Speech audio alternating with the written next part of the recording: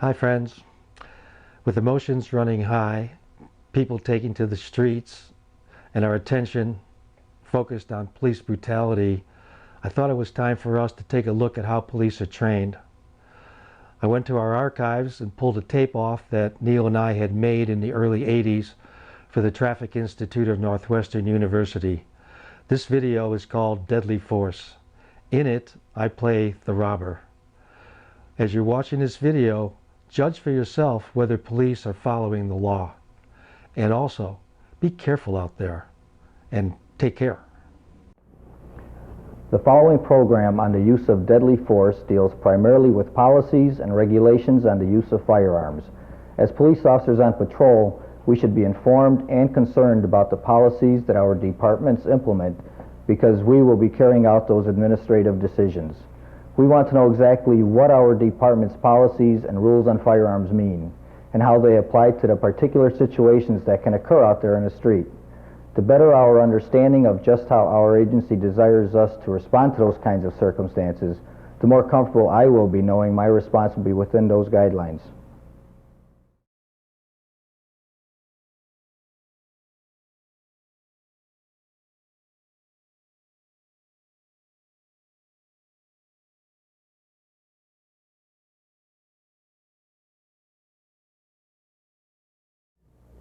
The use of deadly force is not necessarily the same as death resulting from an arrest or apprehension of a fleeing felon.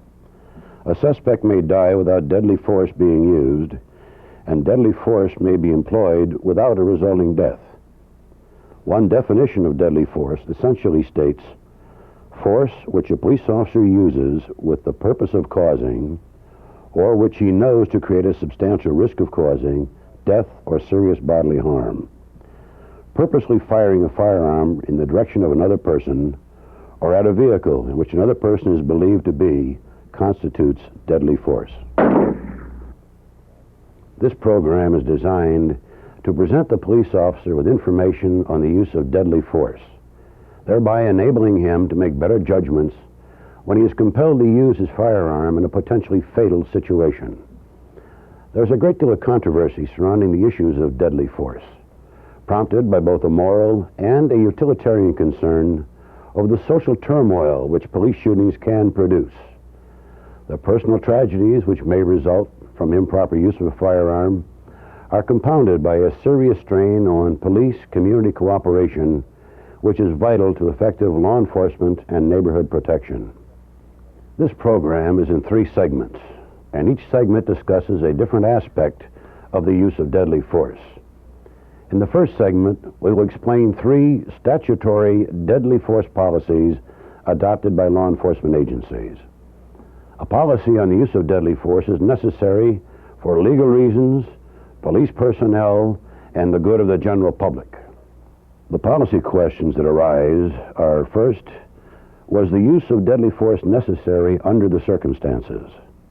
Second, was it reasonable? Third, were all other reasonable means of apprehension exhausted without success? And fourth, does the policy adequately protect the officer and the public? When a firearm is discharged, the officer must articulate which facts justify the use of deadly force and prove that there were no other reasonable alternatives available to him. The broadest and most common type of policy is the common law or any felon rule. This rule tries to fit the use of deadly force to the seriousness of the suspected offense. The critical distinction is that which separates felonies from misdemeanors. Under the common law rule, the police officer may, when necessary, use deadly force to apprehend someone reasonably believed to have committed a felony. Generally, the only other criteria in this policy is that deadly force is authorized when it is apparent to an officer that only through its use can a felon be prevented from escaping.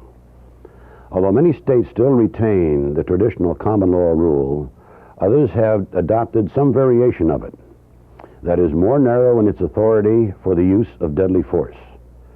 The expansion of the felony category to include an abundance of offenses, many non-dangerous and relatively minor, has been largely responsible for these changes. The second statutory authority for deadly force is the one which permits the use of deadly force in only certain forcible or violent felonies. The danger posed to society by the violent felon at large has caused some states to seek a middle ground, where deadly force is justified in cases involving forcible felonies rather than any felony. This policy emphasizes that the force used by the police officer must be necessary to effect arrest.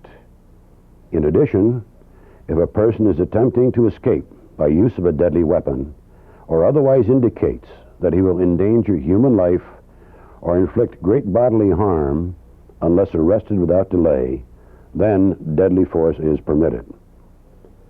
The officer knows which felonies are forcible because they are specifically defined by statute. The third statute authority on use of deadly force, the American Law Institute's Model Penal Code, adopted by some jurisdictions, is more complex than the common law or forcible felony approach. From the law enforcement officer's point of view, this is the most restrictive standard for the use of deadly force.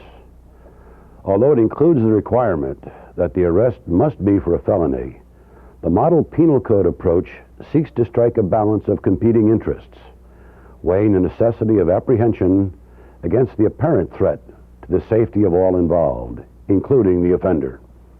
While the Model Penal Code increases the liability of an officer, it also requires a series of decisions or judgment calls which the officer must make in life-threatening situations calling for immediate action. For example, in an arrest without a warrant, the officer must determine if A, the arrest is for a felony, B, the crime involved the use or threatened use of deadly force, C, use of deadly force by the officer creates no substantial risk of injury to others, and D, there is a substantial risk that the fleeing suspect will cause death or serious bodily harm if apprehension is delayed. The Model Penal Code, sometimes called the defense of life only policy, has failed to gain substantial support among the states. At least two of the states that have adopted this policy have repealed it in a relatively short period of time. The items discussed so far have been the major state statutes and judicial doctrines on the use of deadly force that have been included in police department policies. These, of course, are the broadest limitations and carry the greatest sanctions, including criminal and civil liability. There are about 17,000 police departments in the United States, and their operating policies and practices vary widely. Although some research has been done on the use of deadly force, there is still very little published information, and many police policies are developed on untested assumptions rather than upon the collective experience of police agencies throughout the country. In the next segment, we will discuss how several specific issues on police use of deadly force have been dealt with through departmental regulations.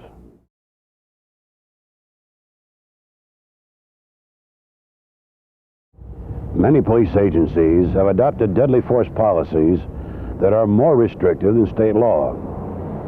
Some police executives feel that the state statutes and case law on deadly force fail to give clear direction to police personnel under varying circumstances.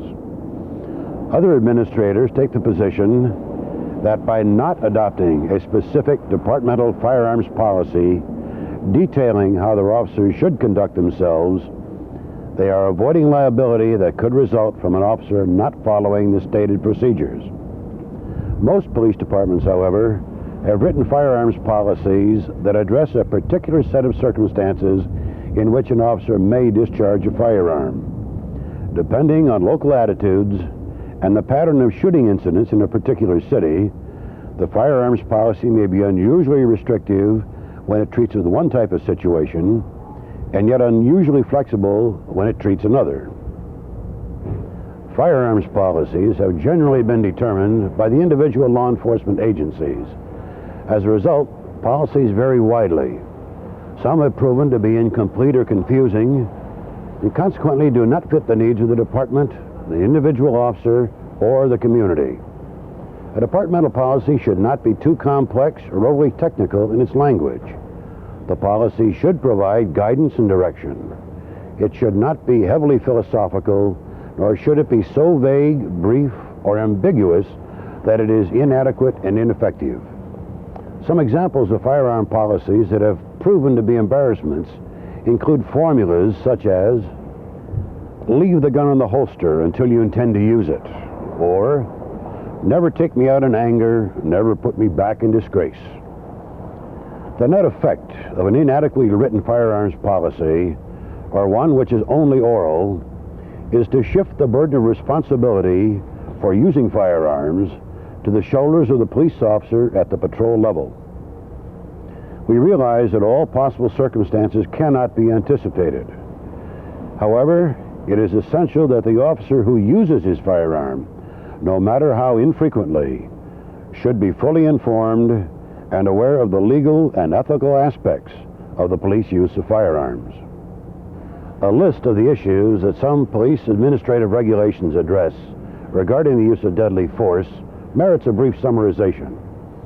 Policies of different departments describe a variety of approaches to these specific circumstances in which the use of firearms might be permitted or prohibited. Self-defense and defense of others, firing at fleeing felons, firing at resisting offenders, shooting at or from moving vehicles, using firearms against juveniles, firing warning shots, firing into crowds, risk to innocent bystanders, drawing and display of firearms, issuance of shotguns, secondary or backup weapons, firing into buildings through doors, windows, or other openings. It is not enough, however, to commit a policy to writing. A police officer must understand and believe that their policy is there to protect him and the citizens that he serves. Are you aware of the accidents that can occur as a result of deadly force being improperly, often tragically applied? Some examples of real-life accidents that could have been avoided through application of more effective policies for certain situations will emphasize the point. An officer had just finished handling a dog bite case and was talking with a nurse in the hospital's emergency room. The conversation turned to the subject of guns, and the officer unholstered his service weapon and began explaining the safety device which prevents the firearm from discharging. The officer then handed the firearm to the nurse, who was under the mistaken impression that the safety device was in place and the weapon could not be fired. She pulled the trigger and the gun discharged, striking the officer in the temple. Two officers were on a routine patrol when they heard shots and observed a citizen running from a bookstore. The officers stopped the citizen, who told the officers that a robbery was being committed at the store and that the offender was still at the scene. At this time, the offender fled from the store and both officers ordered him to halt. The offender fired 2 shots at the officers. One of the officers returned the fire with 4 shots. The offender continued to flee. Each officer fired 1 more shot. The offender still did not stop, despite another order to halt. One of the officers fired a final shot. The offender was taken into custody moments later with gunshot wounds in the leg. It was also discovered that a bystander had sustained a gunshot wound to the hip, apparently from one of the officer's firearms. A group of officers responding to a radio dispatch of woman calling for help. Upon arrival, the officers found 2 women being raped in a car by 2 offenders. Squad cars surrounded the offender's car, and when the offender's vehicle attempted to flee between the squads, several officers fired a number of shots at the tires. One of these shots ricocheted, striking an officer.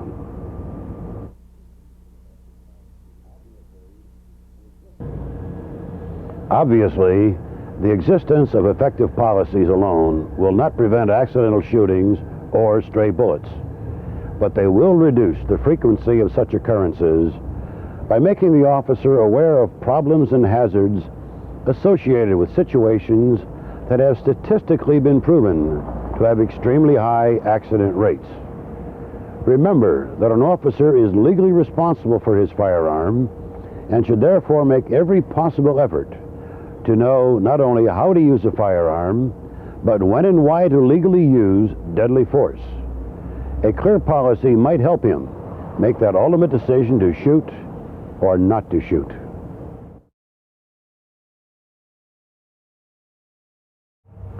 We have discussed the three major deadly force policies that have been adopted nationally by the states in varying forms. We have also detailed individual law enforcement agency regulations on use of deadly force as it pertains to specific instances where deadly force may be considered. The difference, however, is the sanction of violating department regulations or state laws. Although department regulations on use of firearms may be intended for internal use only, they have been admitted as evidence in many lawsuits filed against departments and municipalities under Title 42, Section 1983 of the U.S. Code for Violation of Civil Rights. This emphasizes the need for strict regulation on use of firearms and administrative enforcement of deviations from those policies. There are several documented cases that can help explain the practical differences between the three major deadly force policies. You can also see several other possibilities by analyzing the cases in terms of how your police department regulations could affect the outcome of police combat. For example, take this well-known Missouri case. Two young boys entered a Gulf driving range's office late at night through an unlocked window for the purpose of stealing money. As they departed through a back window, they were intercepted by an officer and ordered to stop. But rather than submit to arrest, they fled in different directions. Another officer, who had just arrived on the scene, rounded the building and collided with one of the offenders. The officer and the offender both fell to the pavement. The officer grabbed the boy's leg, but he broke from the officer's grasp and ran. The officer pursued, but was losing the race. He shouted, "Stop, or I'll shoot," but the offender did not stop. Believing that it was necessary to take further action to prevent escape, the officer fired a warning shot. The bullet, however, struck the youth in the head, causing his death.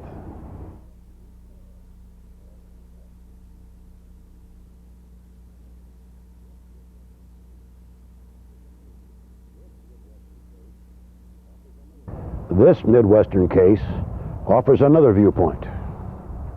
Officers, two men just robbed me. The officers and the robbery victim cruised the area in the squad car and eventually found a man walking down the street whom the robbery victim identified as one of the robbers. The officers identified themselves and ordered the suspect to halt. The suspect fled, and both officers and the robbery victim pursued on foot. The suspect was outrunning the pursuers, and both officers fired. The suspect fell, wounded twice.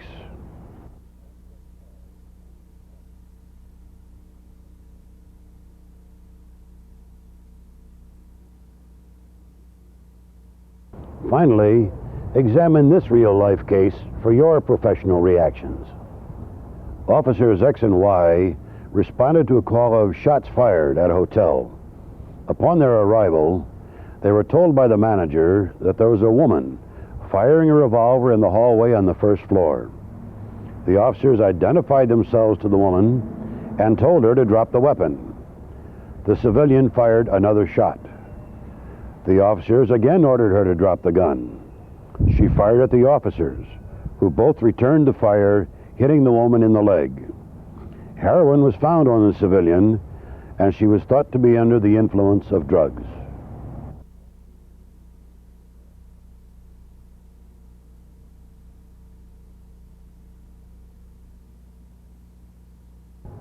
In conclusion, we would like to recommend 3 points for your department's consideration. 1, research statutes and existing policies of other departments within your jurisdiction for comparison and information. 2, formulate policies that will meet your statutory and operational needs while giving clear direction to police personnel. 3, train officers to understand policies and, through periodic roll call, reinforce the policy and the application. We have identified statutory requirements and individual departmental regulations with real-life case examples to illustrate issues. We must also emphasize, though, that agencies should conduct regular research to ensure that policy is consistent not only with statutory requirements and operational needs, but with community welfare.